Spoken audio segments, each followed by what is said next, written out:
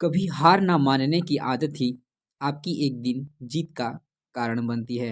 नमस्कार दोस्तों, हिंदी साहित्य लाभ चैनल में आप सभी का स्वागत है।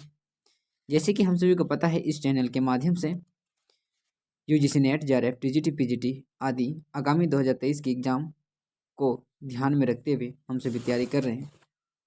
और आज हम सभी का विषय है रासो साहित्य।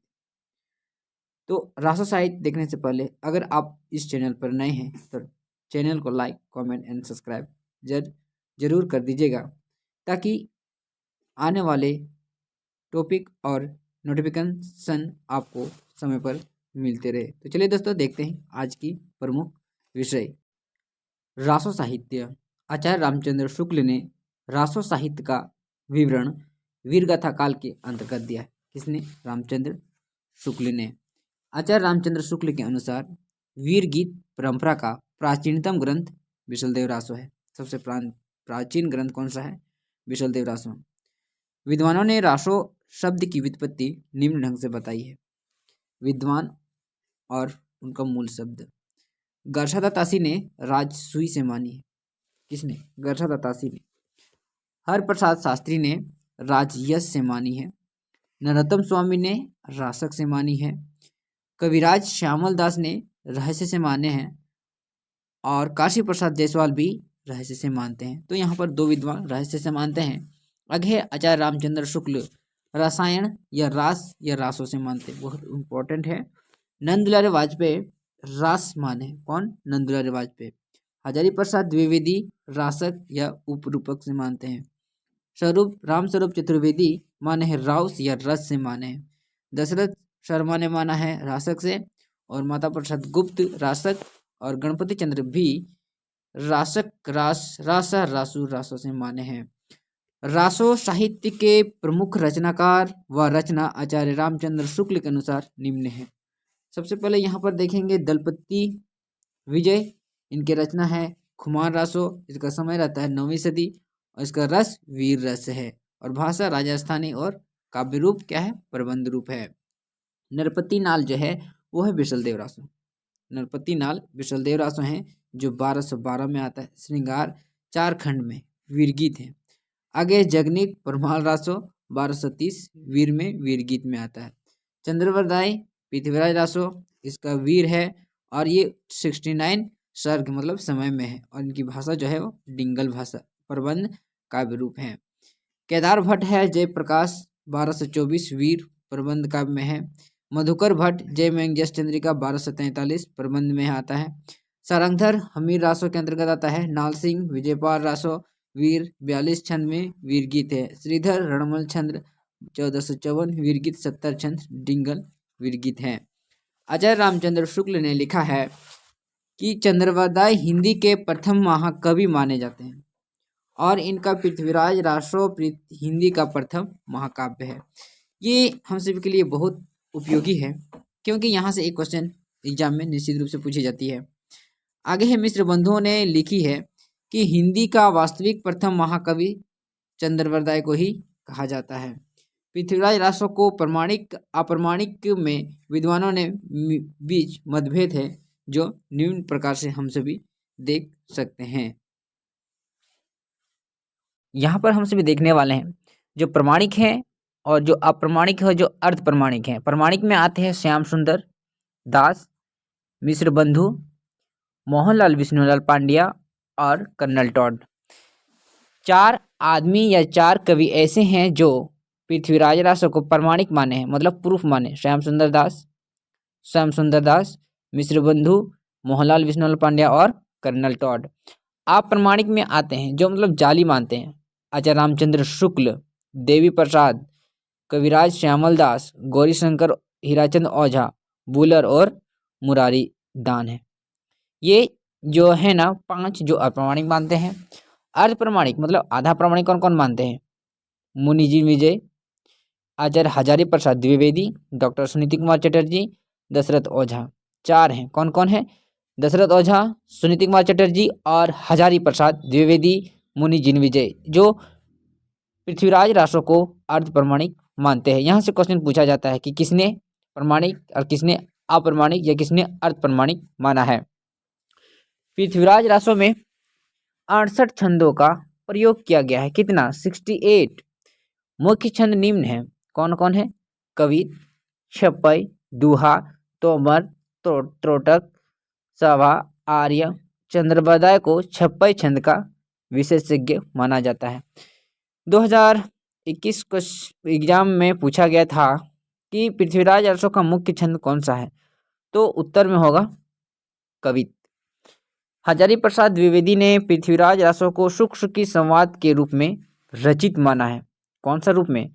शुक की संवाद में। किसने? हजारी प्रसाद द्विवेदी ने, मतलब HPD ने। डॉक्टर बुलहर ने सर्वप्रथम कश्मीरी कवि जयानकृत पृथ्वीराज विजय के आधार पर सन 1875 में पृथ्वीराज रासो को अप्रमाणिक घोषित किया है। 1875 में पृथ्वीराज रासो को अप्रमाणिक घोषित किया है। पृथ्वीराज रासो को चंद्रोदय के पुत्र जलहन ने पूरा किया। किसने? जलहन ने। डॉक्टर बच्चन सिंह ने लिखा है कि यह मतलब पृथ्वीराज रासो एक राजनीतिक महाकाव्य है। दूसरे शब्दों में राजनीति की महाकाव्यात्मक त्रासदी है। ये कथन है बच्चन सिंह पृथ्वीराज रासो के बारे में। हिंदी में सर्वप्रथम 12 मासा का वर्णन नरपति नाल कृत विशलदेव रासो में मिलता है। किसमें? विशलदेव रासो में। कैमासवद पृथ्वीराज रासो का एक महत्वपूर्ण ग्रंथ या समय सर्ग है। कौन सा? कैमासवद सबसे बड़ा भी है और इसका महत्वपूर्ण ग्रंथ भी है। आचार्य रामचंद्र शुक्ल ने वीर काव्य परंपरा का प्रथम ग्रंथ विशलदेव रासो को ही स्वीकार किया है। किसने? रामचंद्र शुक्ल ने। परमाल रासो में आल्हा उदल नामक 2 सरदारों की वीरता का वर्णन है। ये क्वेश्चन भी पूछा गया है। आल्हा खंड को सर्वप्रथम सन 1865 ईस्वी में फर्रुखाबाद के तत्कालीन जिलाधीश चार्ल्स इलियट ने प्रकाशित करवाया था। किसने? चार्ल्स इलियट ने। आल्हा खंड बरसात ऋतु में उत्तर प्रदेश में बेसवाड़ा, पूर्वांचल, बुंदेलखंड क्षेत्र में गाया जाता है। तो ये जो रासो था ये एग्जाम की दृष्टि से बहुत ही उपयोगी सिद्ध होती है। प्रत्येक एग्जाम में यहाँ से क्वेश्चन निश्चित रूप से रहती है, चाहे रासो से हो, चाहे पृथ्वीराज से हो, चाहे परमाल रासो से हो या अदर से। तो ये हम सभी के लिए बहुत ही उपयोगी सिद्ध होने वाली है, इसलिए हम सब इसका खासतौर पर ध्यान रखेंगे। आगे है विद्यापति।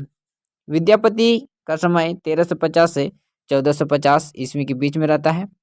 विद्यापति के गुरु का नाम पंडित हरि मिश्र था। विद्यापति बहुत इंपॉर्टेंट है, यहाँ से भी क्वेश्चन बनता है और हमेशा पूछी जाती है। विद्यापति बिहार प्रांत के दरभंगा जिले के विपसी ग्राम नामक निवासी थे। भाषा की दृष्टि से विद्यापति द्वारा रचित ग्रंथ निम्न है। संस्कृत भाषा में देखिए कौन कौन से हैं? शैव सर्वस्व सार, गंगा वाक्यवली। अवहट में आता है कीर्तिलता और कीर्ति पताका।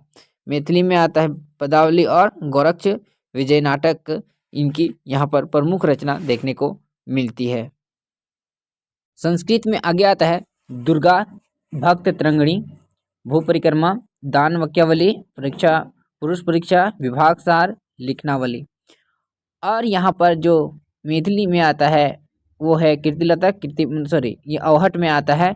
आगे है ये जो मैथिली में है जो ये गोरक्ष विजय, और भाषा संस्कृत में तथा गद्य मैथिल में है। विद्यापति तिरहुत के राजा शिव सिंह और कृति सिंह के दरबारी कवि थे। कौन कौन? शिव सिंह और कृति सिंह के दरबारी कवि थे। विभिन्न विद्वानों ने विद्यापति को श्रृंगारी, भक्त और रहस्यवादी कवि माना है। मतलब कोई इनको श्रृंगार का कवि मानते हैं, कोई भक्त का और कोई रहस्यवादी का। तो श्रृंगारी में कौन कौन मानते हैं? यहाँ पर देखते हैं कि हरप्रसाद शास्त्री श्रृंगारी में मानते हैं, रामचंद्र शुक्ल, सुभद्रा झा, राम कुमार वर्मा और राम वृक्ष वेणीपुरी श्रृंगारी में मानते हैं। कौन कौन? राम कुमार वर्मा, सुभद्रा कुमारी झा, रामचंद्र शुक्ल, हरप्रसाद शास्त्री। अब भक्त में कौन कौन मानते हैं? एक बाबू ब्रजनंदन सहाय है, श्याम सुंदर दास है और हजारी प्रसाद द्विवेदी, 3 जो भक्त कवि के रूप में स्वीकार करते हैं। तीसरा आता है रहस्यवादी। रहस्यवादी में आता है जॉर्ज ग्रियर्सन, डॉक्टर नागेंद्रनाथ गुप्त और जनार्दन मिश्र। ये 3 मानते हैं जो रहस्यवादी मानते हैं। बच्चन सिंह ने विद्यापति को जातीय कवि कहा। किसने? बच्चन सिंह ने। किसको? विद्यापति को। महामहोपाध्याय हरप्रसाद शास्त्री ने विद्यापति को पंचदेव उपासक स्वीकार किया है। क्या? पंचदेव उपासक स्वीकार किया है। सूर्यकांत त्रिपाठी निराला ने पदावली के श्रृंगारिक पदों की मादकता को नागिन की लहर कहा। क्या कहा? नागिन की लहर। किसने? सूर्यकांत त्रिपाठी निराला ने विद्यापति की पदावली को। हजारी प्रसाद द्विवेदी ने विद्यापति को श्रृंगार रस सिद्ध वाक कवि कहा। हजारी प्रसाद द्विवेदी ने विद्यापति को कहा। आचार्य शुक्ल ने विद्यापति के संबंध में लिखा है। क्या लिखा है? आध्यात्मिक रंग के चश्मे आजकल बहुत सस्ते हो गए हैं, उन्हें चढ़ाकर जैसे कुछ लोगों ने गीत गोविंद को आध्यात्मिक संकेत दिया है, वैसे ही विद्यापति की इन पदों को भी।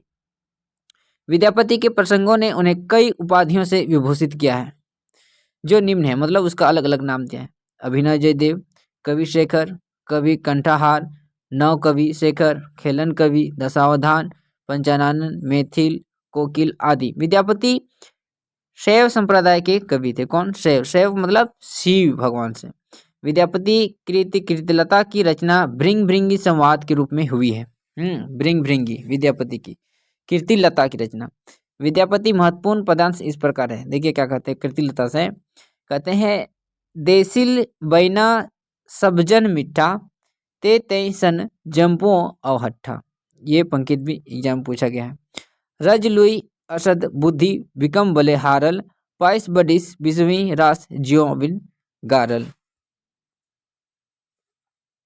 नलोल पंडु मैनी हाहा सहद हुआ राय नयर नर अर रमणी बाम नयन पस्फुरी धुआं कतहु तुरुक बरकर बार जय ते बेगार धर धरी अनाय बाभन बरुआ माथा चढ़िया ई गाय का चरुआ हिंदू बोले दोहरी निकार छोटहू तुर्का भपकी मार। बहुत इंपॉर्टेंट पंक्ति है। जय सुरसा होई बम भाषा जो जो बुझीसो हिंसो करही प्रशंसा जाति अजाति विवाह अधम उत्तम का पारक पुरुष कहानी हो कहो जसु पथवय पूनु बालचंद विजवहु भाषा दुहु नहीं लगे सूजन हासा। आगे है पदावली। विद्यापति की ही पंक्तियां हैं। कहते हैं कि खने खने नयन कौन अनुसरई खने खने वसत धुलि तनु भरई सुधा मुख के विरही निर्मल बाला अपरूप रूप मनोभव मंगल त्रिभुवन विजयी माला सरस बसंत भय भाला पाविल दक्षिण पवन व धीरे सपनहु रूप बचन एक भासिए मुख से दूरी करु चीरे। हिंदी में विद्यापति को कृष्ण गीति परंपरा का प्रवर्तक माना जाता है।